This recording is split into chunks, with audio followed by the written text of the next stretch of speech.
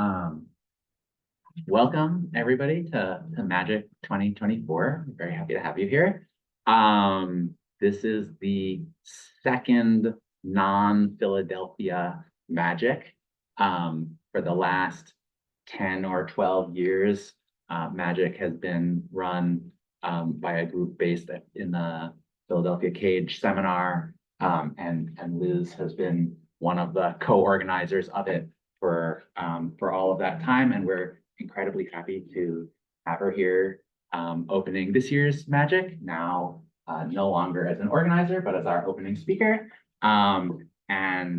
She will be telling us about crystal chute moves on pipe dreams. Thanks, Joel and Nicola and Anna, who will join shortly, for all the work organizing this. So you just heard, so I'm actually one of the founding co-organizers of this workshop series. So I'd actually like to tell you a story to start. So this is the 10th anniversary of MAAGC this year. So the very first workshop that we held was in Philadelphia. It was in 2014. So we've been rolling along for 10 strong years now. Little break over COVID because we always had the deep philosophy that this is a regional workshop intended to foster connections, networking, collaborative projects, and discussion. So we wanted all of those things to be true and to have a lot of activities besides just the scientific ones, but to sort of support that future or that vision. And so I'll tell you the story of how we started. So if you've ever been to Cage is Combinatorics, Algebra, and Geometry Cage seminar, and this is the Philadelphia-based seminar that draws from lots of different campuses, but meets kind of alternately at Penn and Drexel, and has folks like me who come from the Philadelphia area and a variety of institutions. So we're a big group, and so we tend to sit around for the lunch at a large round table with a lazy Susan in the middle at Han Dynasty, 37th and Market. We walk over there and then get a coffee and then walk to seminar. That was like our ritual. So we're sitting around this lazy Susan, passing Szechuan food, back and forth, and we're like, okay, well, maybe we could grow this into something where there's a little bit of a conference aspect, but we've got to have a good name. So we physically take a piece of paper and we write down like all of the possible buzzwords that we could want to like come up in a name for a workshop series like this. Algebra, combinatorics, A, C, right? Geometry, G, like Philadelphia, P, okay. But then we realized if we expanded the vision to eventually include the broader mid-Atlantic area, we could be MAAGC. And so that's how the name, that's how the conference series was born. The name came first, and everything else after that has followed. We're now pleased to be like multiple times NSF supported and these kinds of things, right? So that's important. You have to have a good name. So anyway, that's just a story from the beginning of the series in our 10th anniversary celebration. Okay, math. Math is also a story to me when I give you talks, so hopefully you'll also enjoy this. I'd like to tell you a story that connects two objects that aren't often connected in the literature. On the one hand, crystals, and on the other hand, Schubert polynomials. And so sort of there would just be two halves to this story. One is about crystals and separately, completely, and then one is about Schubert polynomials and then connecting the two.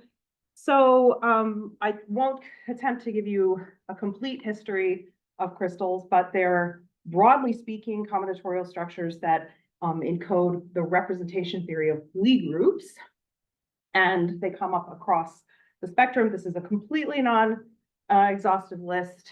The theory of quantum groups, canonical bases, quantized enveloping algebras. There are path models for them in the spirit of Littleman, and so on.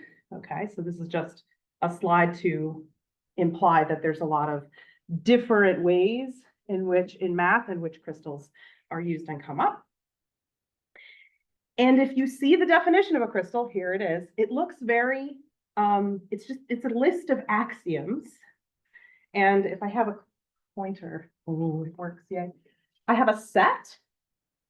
I have a weight function on that set, which gives me like integer tuple values out. I have operators that act on elements of the set that are mutually inverse to each other. So a mutually inverse system of operators. And these operators, they do something very predictable to the weight function. So in particular, if I act or operate by an EI, whatever weight I had, I will add an alpha I to it, where alpha I is the difference of the I standard basis vector and the I plus first standard basis vector. So it's an I, so it's a 1 and a -1 in adjacent entries. Okay, so that's all I want you to take away from this. There's actually even more axioms I'm not telling you, but a set, weight function, operators between the elements of the set, and the weight function is predictable how it changes under these operators. All right. Best to see an example. And this is, for those of you who have seen anything about crystals, probably the first example that you also saw. So what we're going to do is fix a partition lambda with a certain number of parts in it, so n-1 number of parts. And then our set, remember this is B lambda, this is the set. This is the set that I'll be building. So the set has objects in it, semi-standard Young tableau of shape lambda, filled with the numbers 1 up to n, and n-1 was that number of parts that I had in lambda.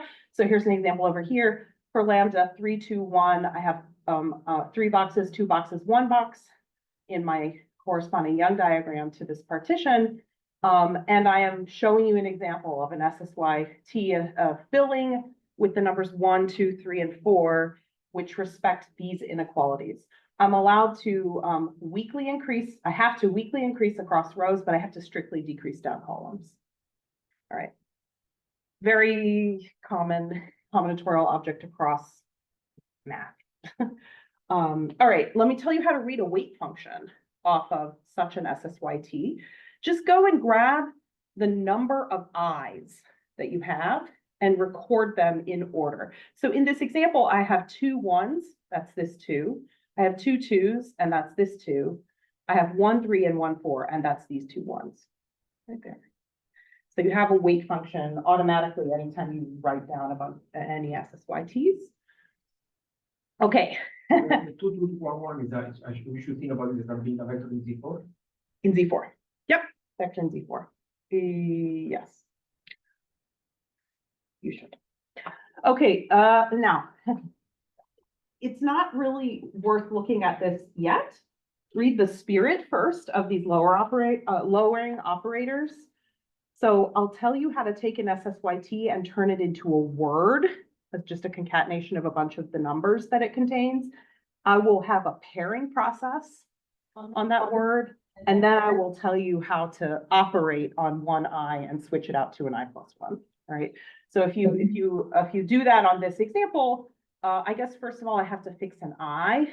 So I fix an I here, I equals 1. Okay, but first I can get the reading word. What do? I read I work from the bottom to the top, but I read left to right. So the word for this is the same tableau that was up here, is 4 2 3 1 1 2, right there. Okay. Now I fix an I is 1. And for every I and for every I plus 1, I do something. So I'm only going to care about the 1s and the 2s that are in that reading word and not do anything to the 3s and 4s. The 3s and the 4s are just staying how they are. And for the 1s and the 2s, I just change my 1s to this kind of closed parentheses and my twos to the open parentheses. So I just swapped out ones and twos for opens and closed parentheses. Now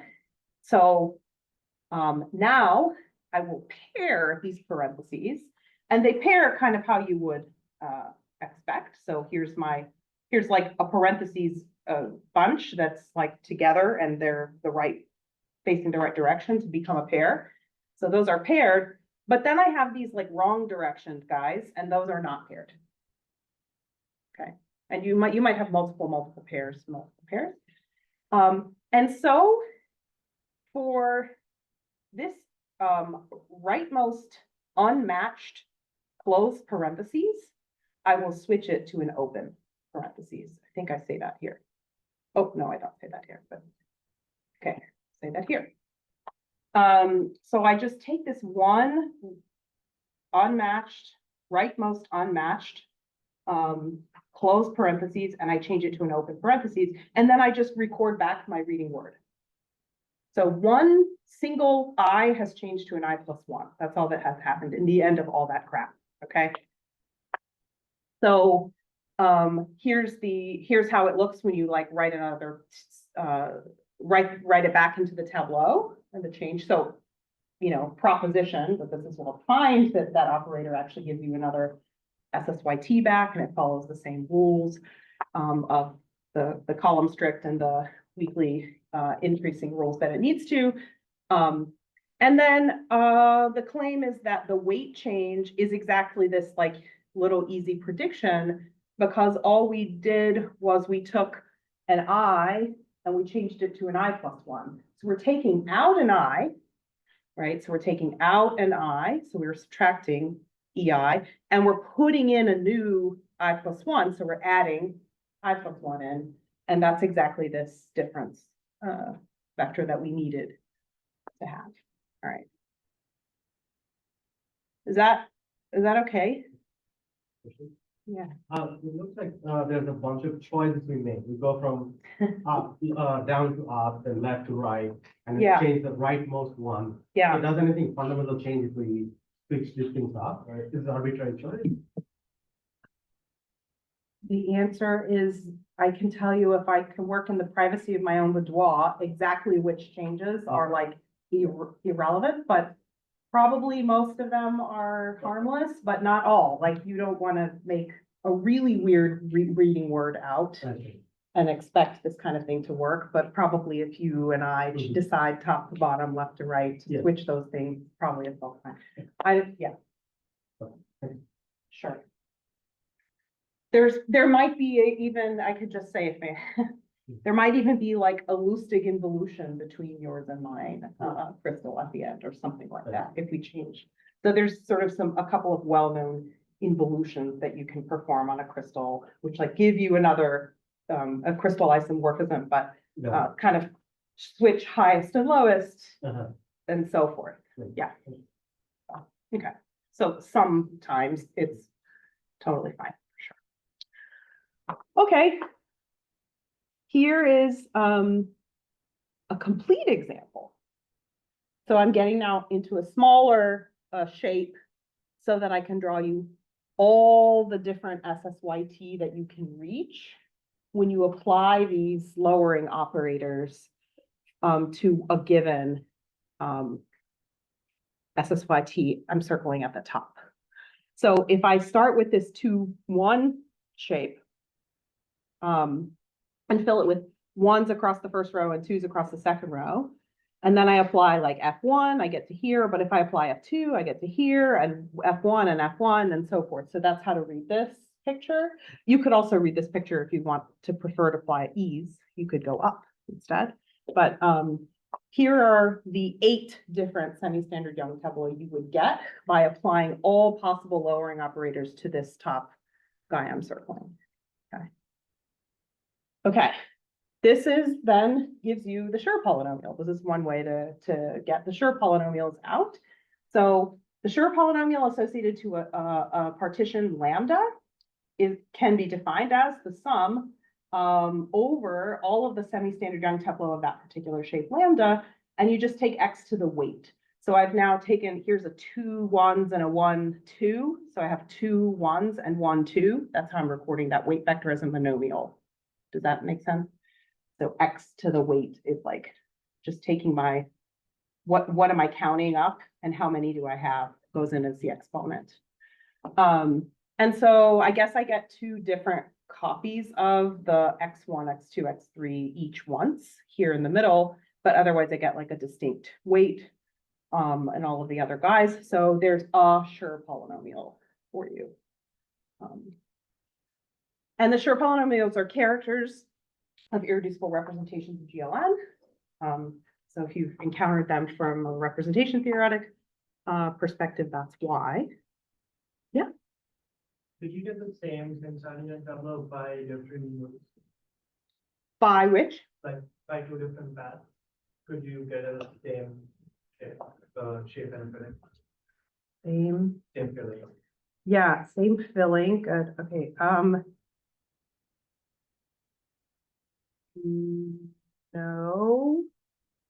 Well, they're all the same shape, Yeah. right? Of course, I have a fixed shape, but yeah, when I apply these operators, oh yeah, you could, right. So there's, for example, some of, not the ones I'm showing you, but some of the operators commute with each other. So I could like apply, if I had a larger example where I had like 1s and 3s or something, like if you do 1 and then 3 versus 3 and then 1, that those applying those operators in those orders actually commutes. So you could get that kind of phenomenon, but not if you've got like these adjacent numbers. Yeah. And in case you don't know me that well, this is how I think about this picture. So this picture is better thought of, in my opinion, as this picture, but that's not the story I'm going to tell you today. But just to like flash another version of my favorite instantiation of the same crystal. There you go. Okay. Nothing about the alcohols? Can I say something about them? What do you want me to say? Which one corresponds to which one? Can you say that? Yes. They're drawn so that like they all correspond, like this, Oh. this, and this. Or Okay, this, okay, this, and this. So the only question is in the middle. There's this one yellow that's folding back here, and this one like red that's folding back there, and one of them is one of these and one of them is the other. I could tell you if I had more, like 2 minutes, but I can talk about this so much. It's hard to know what to say in 1 minute, but we should talk. Yes. That's what we should, that's what I should say. Let's talk in more detail. Yay, I caught someone by flashing that picture. That's great. Okay, cool. Here's another version of a similar picture, but this picture, in my opinion, I think it demonstrates, at least to me, what the point of a crystal is. There's all that representation theoretic applications that I flashed at you, like in slide 2 or whatever. Okay, those are also the point of crystals. But to me, in my own work, I use crystals when I want to construct one thing, but then generate a whole family of other related things and related in a predictable way, right? So I can buy more for less. I construct just this one top folded blue guy, and then I just apply the crystal operators and it gives me for free all of the rest of those colored pictures. Boom. This picture is a story of non-emptiness of affine dualistic varieties, just for, yeah, one person in the audience. Crystals. Okay. We okay so far?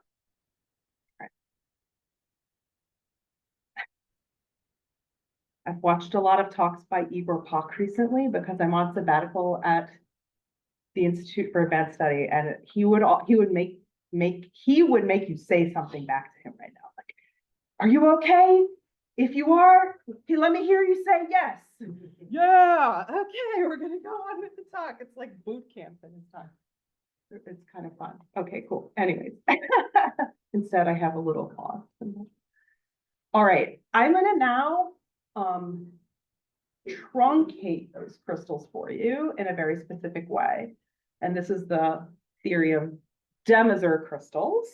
So we're gonna restrict the operators a little bit, not just apply them all in all possible ways. That gives you the sure polynomial. Sure polynomials are great, okay? But if you do something slightly different and you restrict a little bit, you get a different family of polynomials that's also important that comes out, okay? So here's what we're gonna do. We're gonna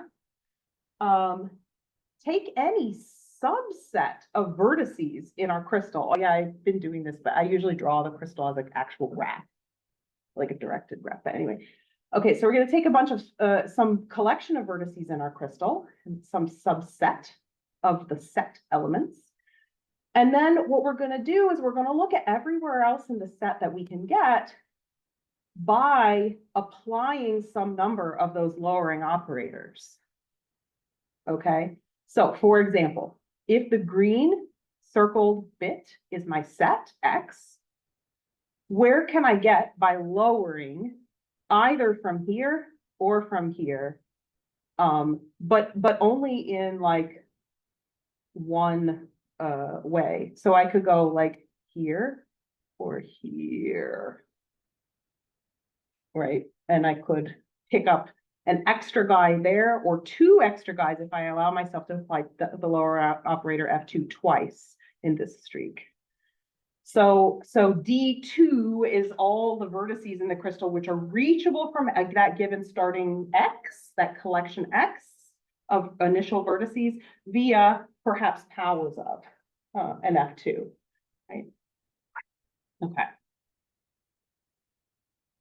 Now, take a permutation and write it as a word in the simple generators. SI is just I and I+1 transposition, simple transposition.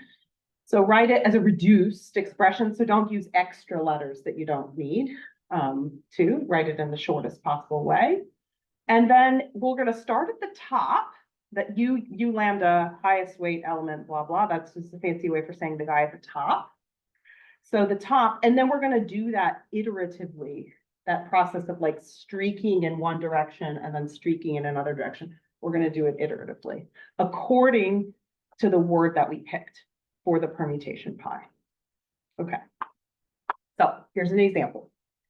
This is just a copy of what you just saw. Here's the top guy, U lambda, highest weight vector, fancy language. Okay. If I applied ones in all possible ways from this top guy, I would pick up this extra one here and I would get these purples circled. Yeah. And then I cheat off the previous example and I say, now fix 2. And from this set, pick up everywhere you can get when you apply 2s, and I get these 5. Right? Is that okay? Okay, why am I doing this? Not okay yet, but just that I can. Highest weight meaning lexicography.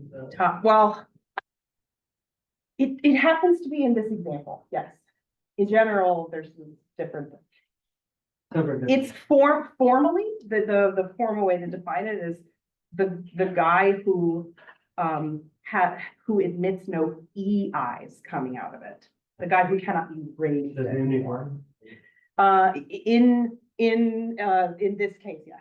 In general, we have pieces. Well, we will have pieces soon, so you'll see some of that.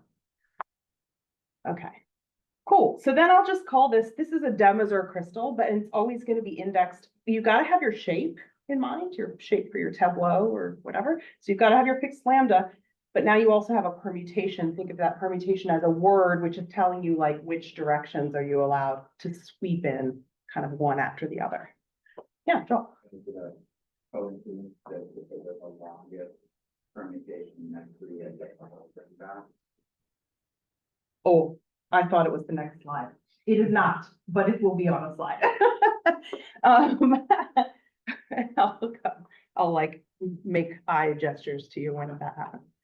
Okay, cool. So if you have a Demazur crystal, now instead this kind of truncated version of a crystal, and you compute its character, what you get instead is you get a family of polynomials. You get the key polynomials.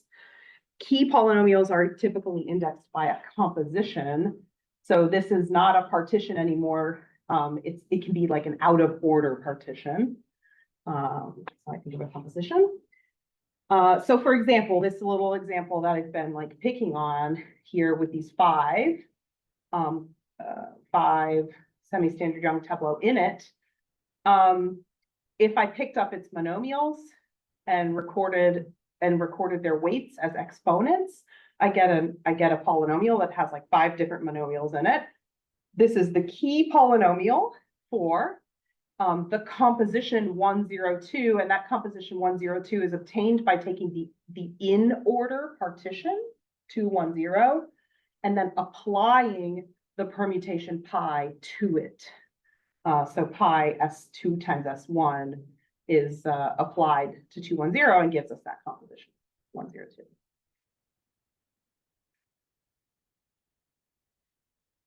And then this is where the eyes are, right?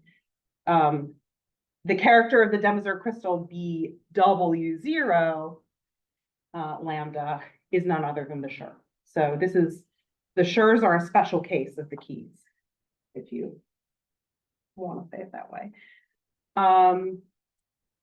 Saying you're restricting your permutation according to some word to write W0. Maybe this is not obvious, but that actually means you have no restrictions on what you can do, more or less. You get every vertex back in the end.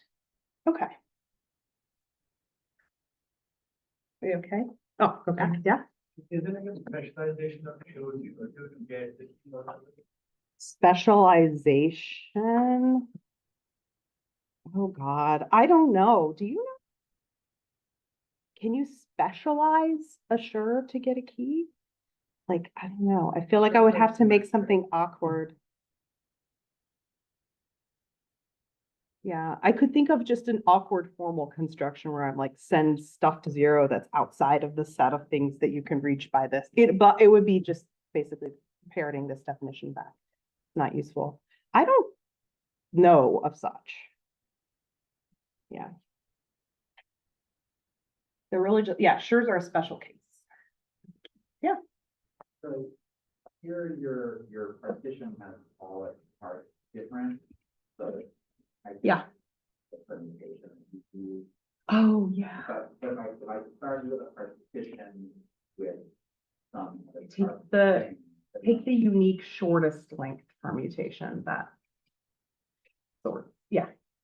You could have 2 different permutations which like achieve the same picture, but you go with the shortest length one and then you get unique. Good. Cool. All right. That's the crystal run up. So we started with crystals, sort of more standard construction of crystals, and then we truncated them in this particular way, and we've produced this additional, more general family of polynomials called the key polynomials, which are no longer symmetric, as the Schur functions are symmetric polynomials. So it's definitely a bigger, more general family than the Schurs. And now we're gonna pass to the Schubert side of the aisle. Okay, so Schubert polynomials. It's my experience in a crowd like this that like people are more familiar with this half of the talk than the first half of the talk. So if I start to go like too fast or something, just like let me know. But all right, but I'm gonna again just kind of construct these things from scratch from one viewpoint. So the Schubert polynomials, if you fix a permutation W and Sn, they represent a basis for the cohomology of the complete flag variety. And they have a recursive definition due to Lescaut, Schutz, and Berger via divided difference operators. You kind of start with the one for the longest element W0, and then you apply a bunch of different operators that have a similar feel, and you get the other ones from one of them. But if you want to actually dig into the monomials of a Schubert polynomial, then there are also various ways to do that. So you could look at RC graphs of Billy Jokish and Stanley. You could look at the planar histories of Fomin and Kirillov, or and these were kind of contemporaneous works. You could look then at the reduced pipe dreams of Knudsen and Miller, which, to be honest, are kind of just a repackaging of these two. And they confess that in the paper, the Annals paper, but they do a lot more than just this in that paper. But this is the construction that I'm gonna like pick on in this talk, is the pipe dreams. Yeah, I mean, there's, I'm sure, a bijective stories across all of these and more that you can write down. So let me tell you what a pipe dream is. First, fix an n, that's the size of the flag variety, or the length of the permutation, not length, but the, we're permuting 1 up to n, that's the n of that, we're in Sn. And I draw like half of the n by n grid. So here's like 1 through 5, half of it. And what I'm going to do is cover each dot at each of these integer lattice points with either a cross or an elbow. And the elbows have to go in this way. You can't rotate them or do something else. Okay. So there's a few crosses that I just threw down. And it's interesting that you can, and not too hard to see, that once you actually place your crosses, it uniquely determines like, okay, then if the rest are elbows, then I have this like way to connect everything up so that they all like look like pipes, hence the name pipe dream. So here's the connected-ish version that I've drawn, like, connecting up all the elbows. You can like make this look like everything is, yeah, continuous. And so that's a pipe dream. If each pipe crosses at most once, then the pipe dream is reduced. So this is an example of a reduced pipe dream. So I don't have like, okay, these guys like cross and then they cross back. It's, if I look at 3 and it crosses this guy, it crosses exactly one spot. It crosses the 5 guy exactly once. It doesn't cross the 1 or the 2, and that's fine. Right? And so forth all the way around. If I follow the permutation, if I follow like where am I entering and exiting in this way, like enter at 3, exits out the top at 5, and I record that, I went in row 3 and out column 5, 3 goes to 5. Then you get a permutation associated to each of these reduced pipe dreams. So I have these objects, but they also have an underlying permutation associated to each of them. And then I'm going to throw all of the reduced pipe dreams for a particular permutation into a set together.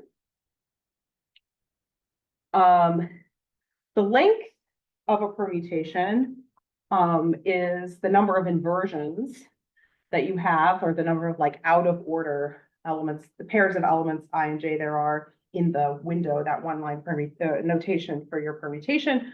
But that actually equals the number of crosses in your reduced pipe dreams. This is why you want something reduced, so that you can look at how many crosses you have and it actually equals the length, the number of inversions of the permutation.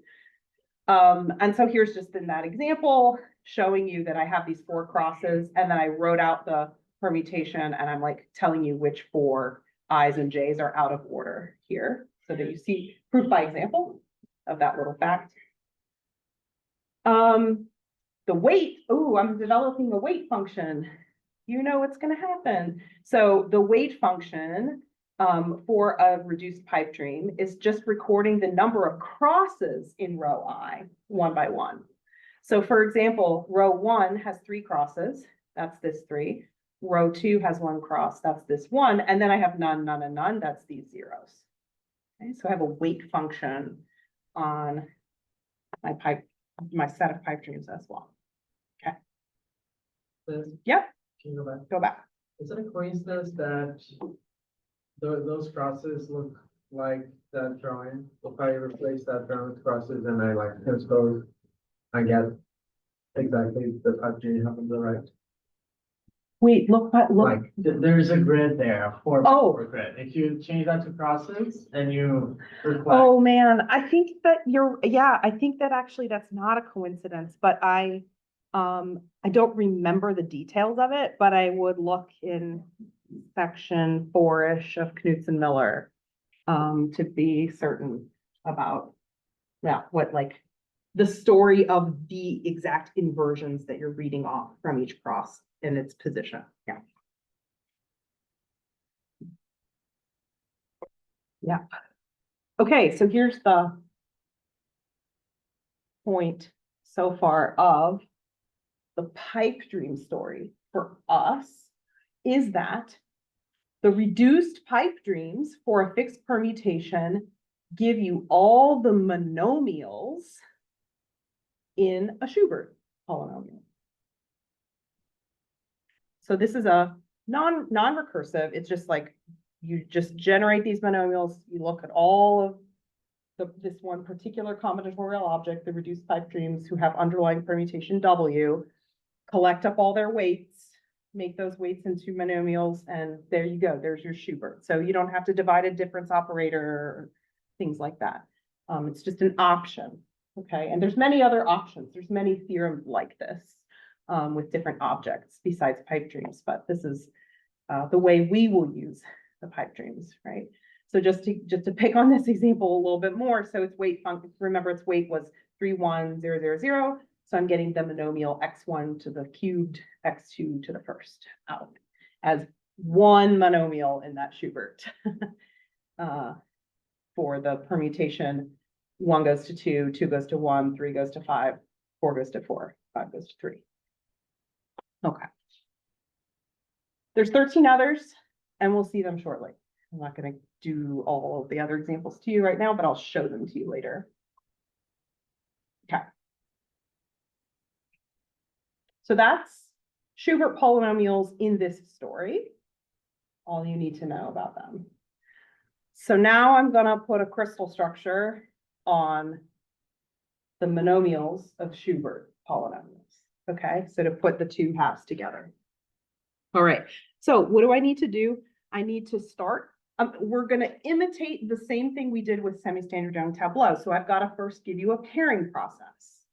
All right, so we're going to have a way of pairing things on pipe dreams, and then we're going to swap something that's I-ish for something that's I plus 1-ish, and that has that effect of changing the weights in that predictable way. All right, so we're just going to build that story, but do it on pipe dreams. So here's the deal with the pairing process.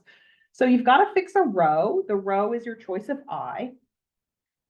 Start with the rightmost cross in row I. So here I'm choosing I equals 1, and I'm looking at all of these 3 crosses that I have in row 1. I'm choosing the rightmost. There it is in pink. Pair it, if you're able, with the closest cross in the next row down. So row I plus 1, but also to the southeast. So this pink does not pair with that one. It has to be south or east. And I don't have anything. Leave it unpaired if no such exists. So that's a left unpaired cross that we've seen in our first bit. Okay, and then move to the next guy, next cross. So the next rightmost cross in row I, so in yellow. Now below to the south, I do have a cross. So these two are paired in the pairing process. Yeah. And then I repeat.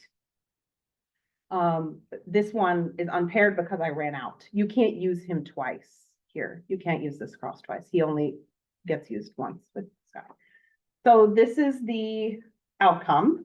of the pairing process on row I for that pipe dream. I have two unpaired crosses, and I have two paired crosses, one in row 1 and one in row 2, above and below each other like that.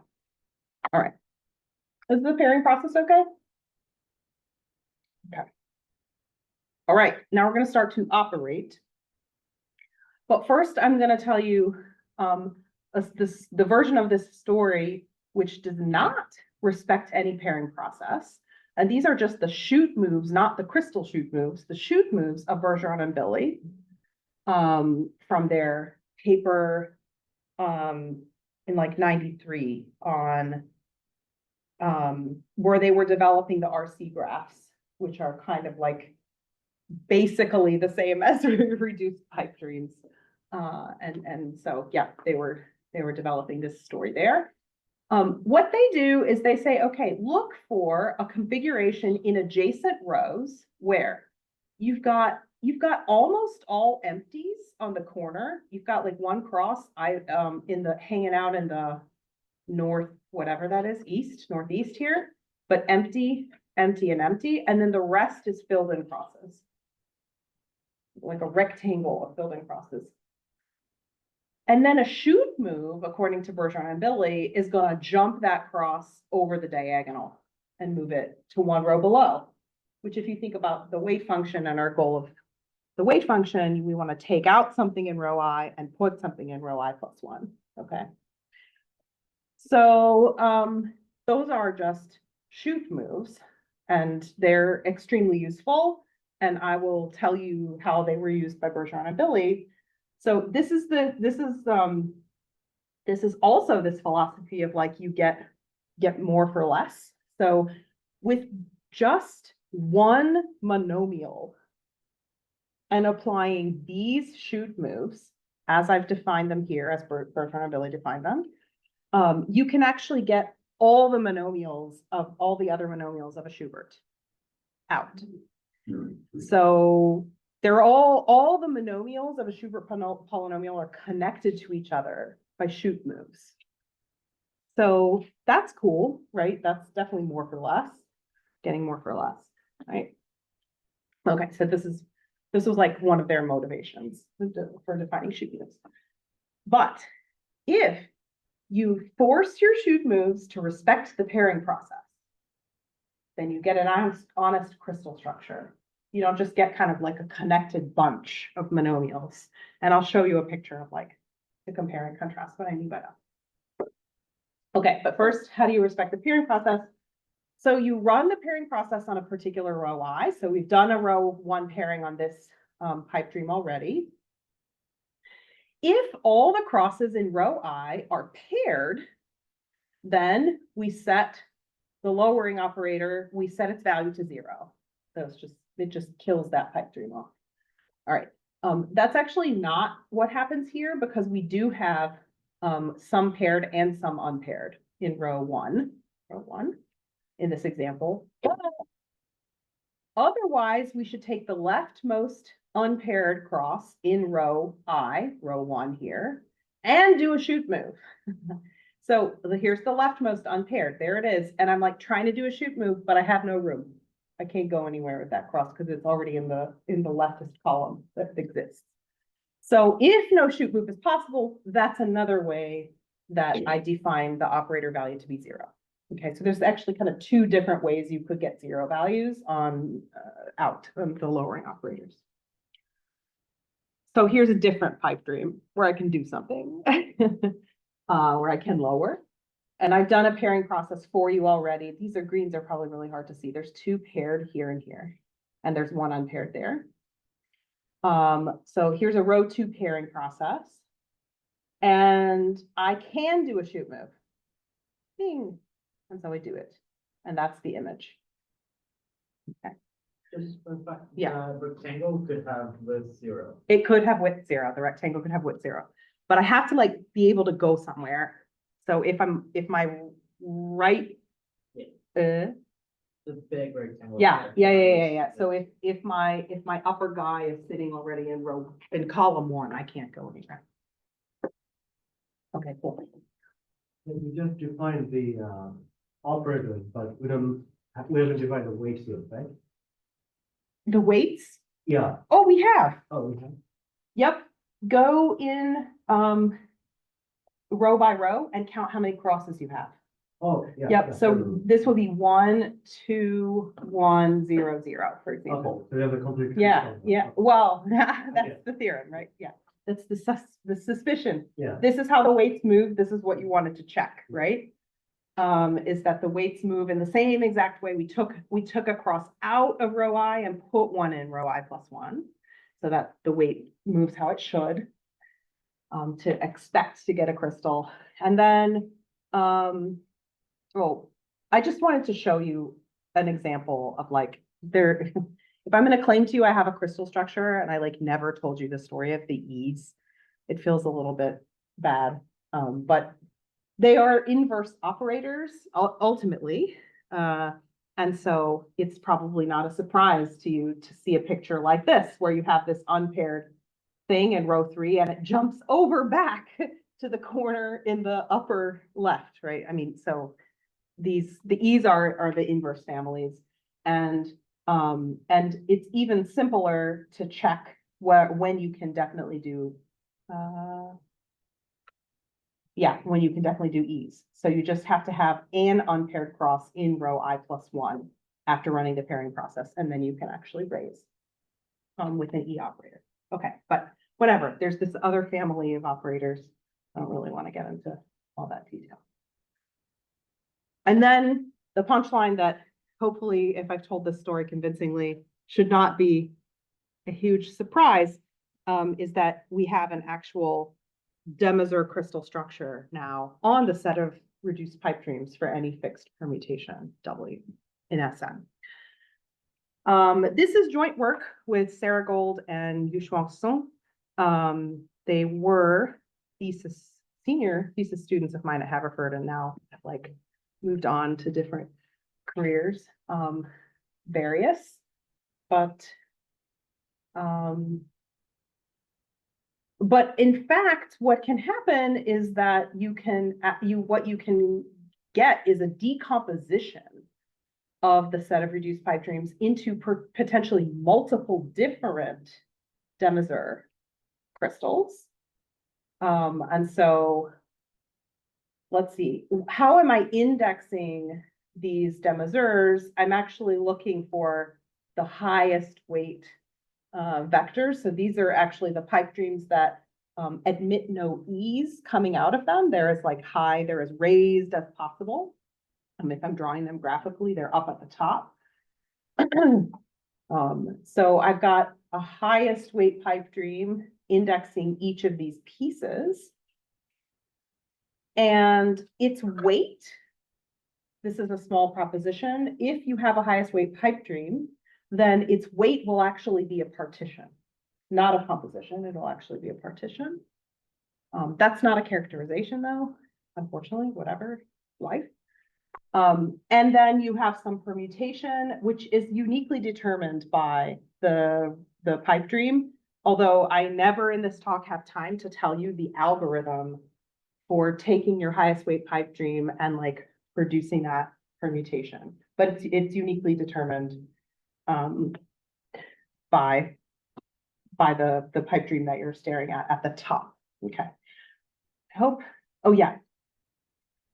Related results, directly related work. So there are stories, these stories have been told before by other people in other combinatorial models besides the pipe dreams.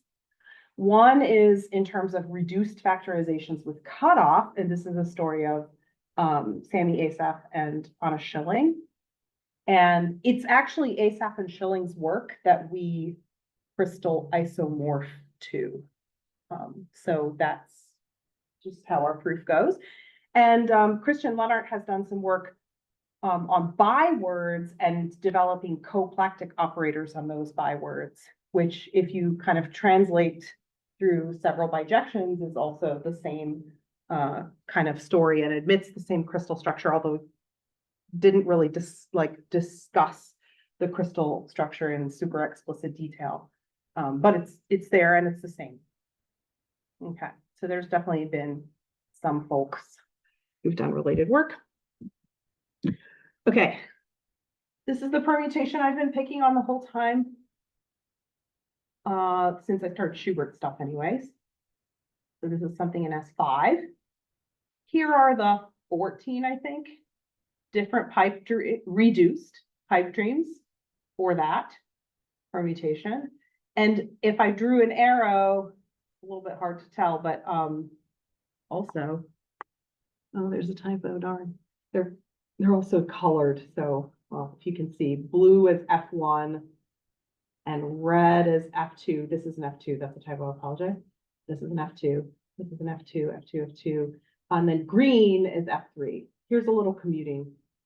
This is a story. I forget who asked. Here's an example where you get the same image. F1s and F3s commute here.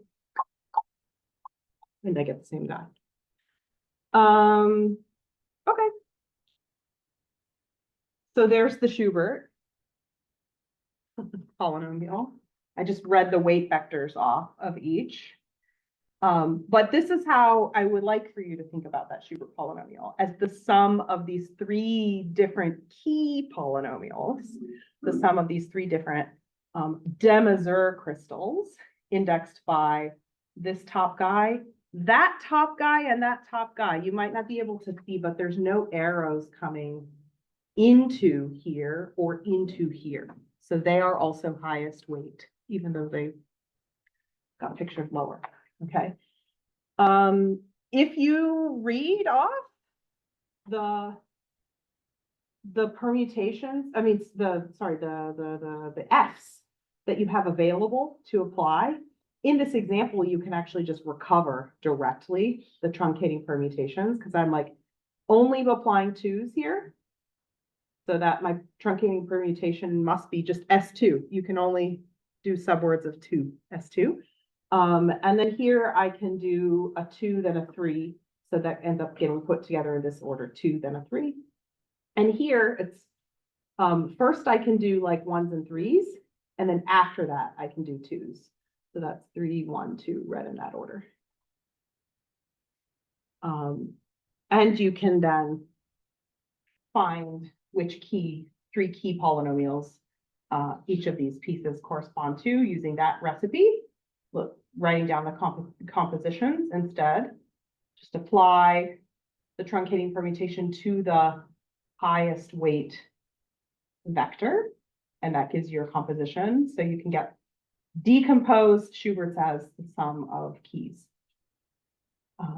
And that's a corollary of the theorem that I stated, is that you get a way to decompose Schubert's as sums of keys in this way. But I also wanted to be explicit that that there's been a lot of different ways to think about Schubert's as sums of keys already in different combinatorics in the work of Lascaux and Schutz and Berger and Reiner Shimizono, for example. Okay, so that's also stories from like the 80s and 90s.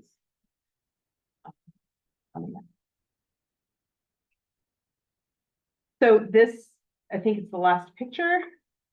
This is the crystal chute moves version. All right, that we've seen. If you just do all possible chute moves, this is the story. So this is the Bergeron-Billy version of this picture, where you got like weird connections like across and like going up and really far down. And so just chute moves without respecting any pairing process would give you this picture and these more connections among all the monomials. And in particular, they would all be connected to each other. That's the theorem of Bergeron-Billy. Here, they're not any longer connected, but they're bunched in a very nice, convenient packages in terms of keys, one by one. Okay. Thank you.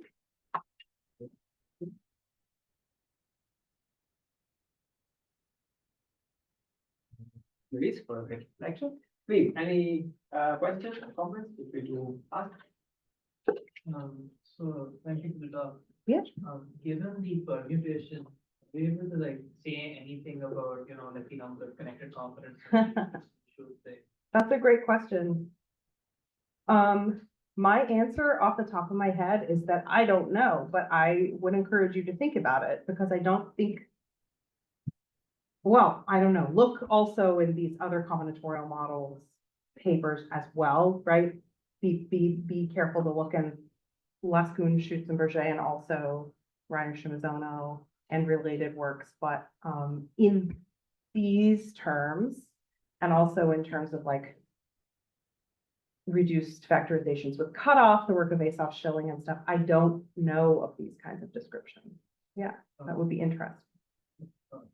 So is there any like nice transformation from like one crystal of one permutation to a crystal of another permutation? Huh.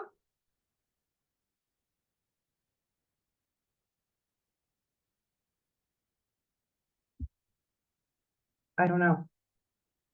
But I don't know that I would even expect that, except if I were trying to do like embeddings, like embed Sn inside of Sn plus one, or like things like that, right? Then I would have something natural to try or to expect there, but I don't know of anything like that. If it should be even possible. Thank you. Yeah. Great. Is there any advantage of using these type dreams versus the other objects? The other objects. Do the same thing? As like kind of generating the So, like, monomials of a such- Schubert. Yeah. That's a great question. I think the answer is, yes, if you probably switch to bumpless pipe dreams, because as far as I understand, and I'm not an expert on, I'm not an expert on pipe dreams, just to say that as well, but I'm not definitely less of an expert on bumpless pipe dreams, but as I understand things, the bumpless pipe dreams give the most natural combinatorial objects to do all the generalizations that you would want to do. Equivariant cohomology, K-theory, this, that extra structure. And so perhaps if you switch to bumpless, then yes, but maybe not a huge advantage, regular reduced pipe dreams over other models. I don't know. Yeah.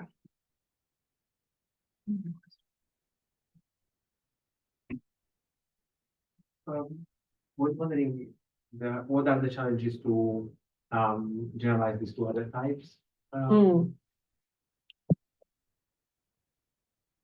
It seems like the way how the E's and the F's, everything seems to be predisposed already in that sense. Yeah, I mean, the models, this like these generating functions where you like write a Schubert polynomial as the sum of whatever kind of object, like sum over reduced pipe dreams or RC graphs or planar histories or reduced factorizations with cutoff or whatever you want. These all have a very strong type A nature, like baked into their definition. So that, but on the other hand, that's where, I mean, the picture that you asked about, which is like the way that I actually prefer to think about these same crystal objects, doesn't care about type. So there you can define, key polynomials, quote unquote, in any type if you use that model, the alcove walk model instead. But you would also then want some combinatorial objects to be able to like play with the examples and generate the monomials. And I don't know what those are. I'm sure that there are some people who have done some work in this direction. Like if it's out there, it's going to be in type C. Yeah, that's what I was Yeah. saying, like type C. Yeah. Yeah. Yeah, for sure.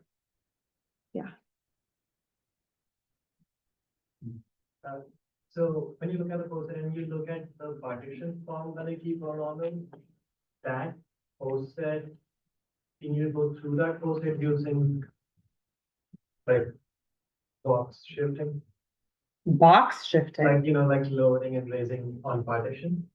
Because in this case, you can, I don't know. I'm not sure I understand the quest. So the partitions that you get are 2, 1, 1, 2, 2, and 3. Yeah.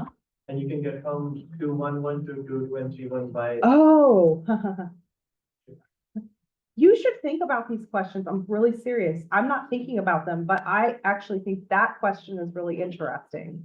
Because what has to be true, is that these, but I don't know how true it is that these highest weight vectors, right, the 3 purple vectors that you're talking about, they have to have some kind of like reasonably close arrangement to each other in space. And I think that would be really interesting to study. I'm not working on these problems anymore, so I'll be happy to seed conversations and get you going. Yeah, but I don't know these. Yeah, that's interesting to ask. Yeah.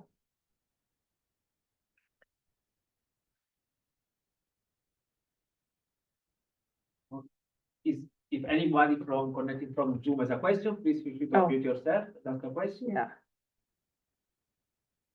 We have 1 hour of break until the next talk, so the next talk is at 4 p.m. here, this room. So please feel free to chat, mingle around, introduce yourself to anyone, especially the speaker who is here, and I'm sure this would like to be happy to answer more questions. So thank you all for attending this first talk, and many thanks to Liz for the. Thank you.